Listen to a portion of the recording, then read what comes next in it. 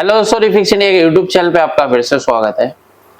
तो दोस्तों आज की वीडियो में हम बात करेंगे। हमारे पास सेट है जो कि इंटेक्स कंपनी का सेट है और ये काफ़ी छोटा ही सेट है, यानी कि हमारे पास जो सेट है ये अप्रोक्स 24 इंची का सेट है। तो अभी क्या है, इस पैनल को किस तरीके से देखना है, कैसे चेक करना है, इसके अंदर सबसे पहले मैं आपको इसकी प्रॉब्लम दिखा देता हूँ, किस तरीके की दिक्कत हमारे को इसके अंदर देखने के लिए मिल रही है। तो अगर आप यहाँ पे देखेंगे तो मैं सेट को ऑन करता हूँ। तो जैसे ही हम सेट को ऑन करते हैं तो अगर आप यहाँ पे देखेंगे तो इसके अंदर जो प्रॉब्लम है, इस तरीके से वाइट डिस्प्ले आता है। और अगर आप यहाँ पे देखेंगे तो कॉर्नर में इस तरीके से ये देखिए, ये हमारा जो पैनल है किस तरीके से ये हमारा शो करता है। अभी इसके अंदर जो पैनल लगा हुआ है वो इनोलेक्स कंपनी का पैनल है। अगर आप यहाँ पे देखेंगे तो ये इनोलेक्स कंपनी का जो पैनल है काफी सारे सेटों में हमारे को देखने के लिए मिलता है। इसको देखते हैं, रिपेयर करने की कोशिश करते हैं, देखते हैं क्या कंडीशन इसके अंदर हमारे को देखने के लिए मिलेगी, क्या क्या प्रॉब्लम इसके अंदर आती है। तो अगर आप यहाँ पे देखेंगे, सबसे पहले मल्टीमीटर को हम सेट कर लेते हैं डीसी वोल्ट की रेंज पे। और यहाँ पे अगर हम देखेंगे तो इसकी सबसे पहले हम वोल्टेज चेक करेंगे। जो इसकी वोल्टेज है 12 वोल्ट की सप्लाई, जो कि हमारे को देखिए बिल्कुल परफेक्ट मिल रही है। और ये जो 12 वोल्ट है ये जाता है हमारे डीसी टू डीसी आईसी के अंदर। इसके अंदर जो आईसी का यूज किया गया है CM01 आईसी का यूज हुआ है। अभी इस आईसी के अंदर से देखिए कॉमन सभी के अंदर जो एक जैसा ही रहता है। जैसे कि सबसे पहले जो हमारा वोल्टेज बनेगा 3.3 वोल्ट बनेगा। और यहाँ पे अगर आप देखेंगे तो इस आईसी के अंदर एक बक कन्वर्टर होता है, जो कि बक कन्वर्टर से वोल्टेज 3.3 वोल्ट बनता है और हमारे टीकॉन आईसी के अंदर जाता है। तो आप यहाँ पे देख सकते हैं टीकॉन आईसी की जो वोल्टेज हमारी 3.3 वोल्ट की सप्लाई बिल्कुल ओके है, परफेक्ट है। ये 3.3 वोल्ट ओके होने के बाद यहाँ पे अगर हम देखेंगे तो ये 1.2 वोल्ट भी हमारा ओके है, यानी कि 1.2 वोल्ट हमारे इस रेगुलेटर से बनके टीकॉन आईसी में जाता है। और रोम आईसी की पिन नंबर 8 पे भी हमारा 3.3 वोल्ट जाता है। अगर आप यहाँ पे देखेंगे तो ये ओके है। तो यानी कि हमारी जो वोल्टेज है बिल्कुल परफेक्ट है। आगे अगर हम वोल्टेज चेक करते हैं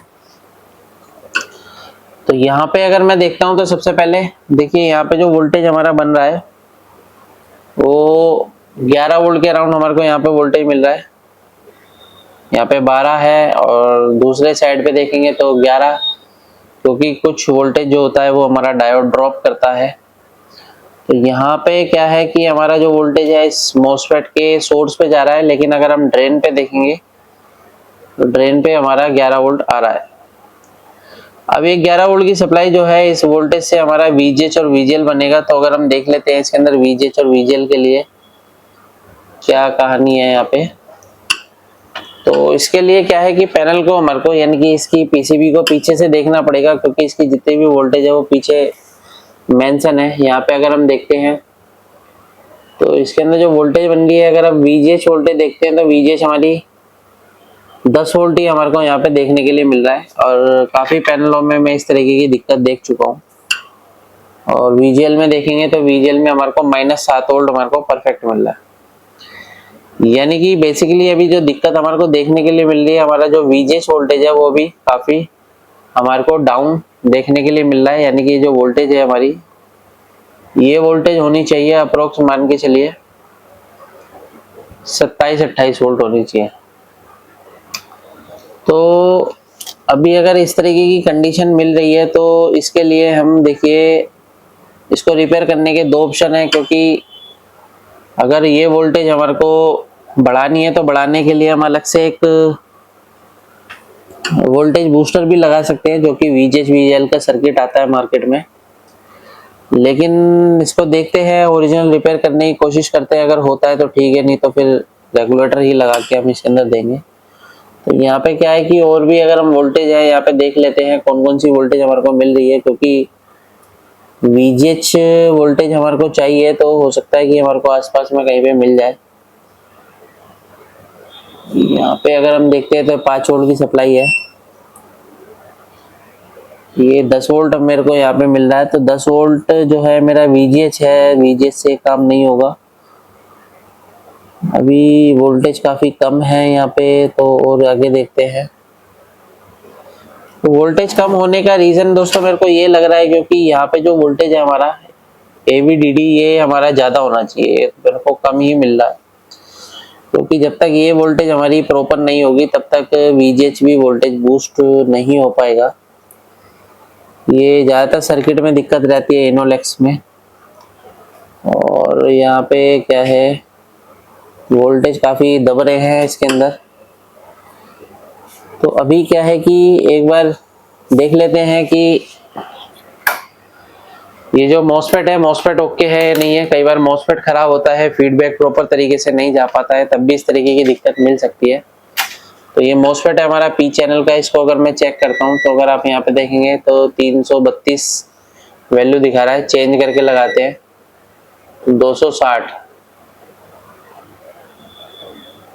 तो अभी हमारा MOSFEट तो ओके है, क्योंकि ये जो MOSFEट है MOSFEट को जब भी हम चेक करते हैं तो ये जो हमारे को वैल्यू दिखाता है 240 से 960 के बीच की वैल्यू दिखाता है। अभी ये डायोड हमारा जो MOSFEट है वो ओके है। और VGH के डायोड को भी एक बार मैं चेक कर लेता हूँ। तो यहाँ पे अगर मैं देखता हूँ तो यहाँ पे मेरे को वैल्यू नहीं दिखा रहा है। चेंज करके लगाते हैं।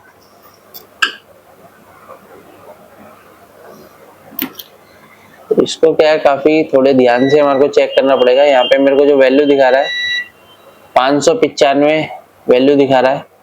और यहाँ पे देखते हैं तो यहाँ पे भी हमारे को वैल्यू 595 के अराउंड यहाँ पे आनी चाहिए।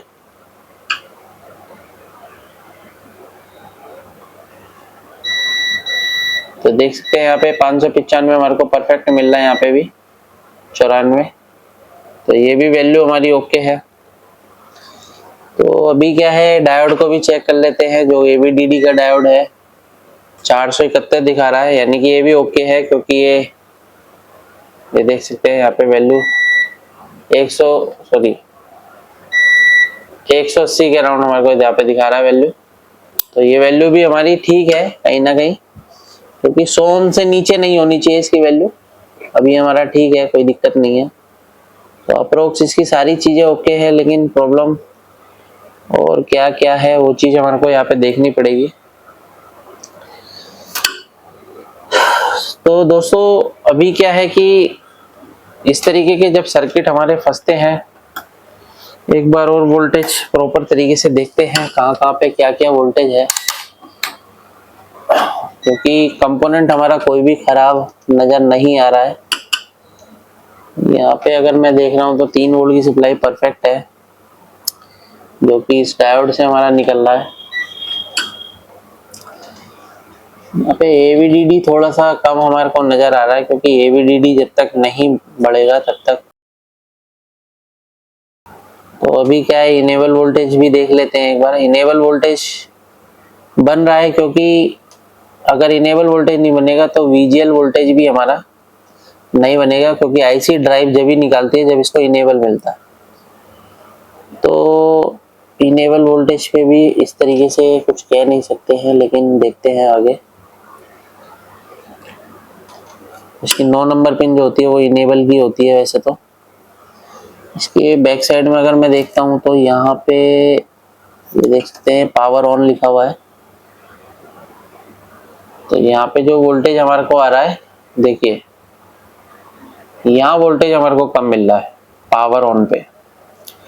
तो ये जो वोल्टेज है बेसिकली ये हमारी इनेबल वोल्टेज है।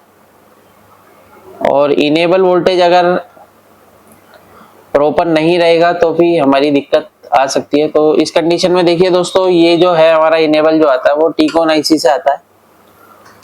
अब टीकॉन IC अगर हमारी खराब होगी तो इनेबल नहीं निकालेगी। तो एक बार हम टीकॉन की अगर वोल्टेज चेक करते हैं तो 3.3 वोल्ट यहाँ पे ओके था। और ये जो वोल्टेज है हमारी ये 1.2 वोल्ट है, और ये 1.2 वोल्ट देखते हैं तो ये वोल्टेज हमारा यहाँ पे आना चाहिए, ये देखिए। लेकिन यहाँ पे हमारे को 1.2 वोल्ट की सप्लाई जो है वो नहीं मिल रही है। ये देखिए यहाँ पे 1.2 नहीं मिल रहा है। अभी जो प्रॉब्लम है वो ये प्रॉब्लम है क्योंकि टीकॉन IC की वोल्टेज रिक्वायरमेंट कंप्लीट नहीं है, जिसकी वजह से इस तरीके की दिक्कत मिल रही है।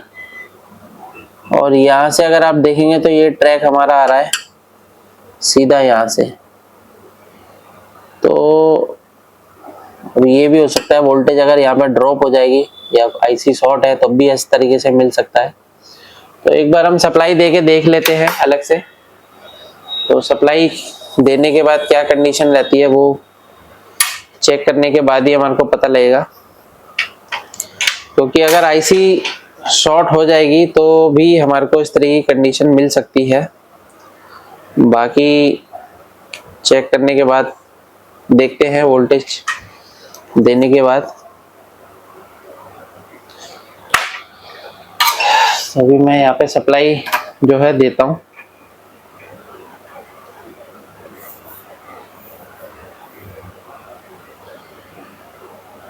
और देख लेते हैं एक बार ट्राई करके। यहाँ से मैं इसको सप्लाई को लूंगा और यहाँ पे हम इसको लगाएंगे।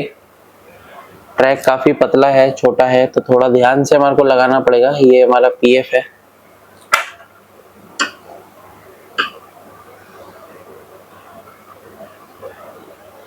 तो इस पीएफ पे हम सप्लाई देते हैं, देखते हैं हमारी वोल्टेज ड्रॉप होती है नहीं होती है।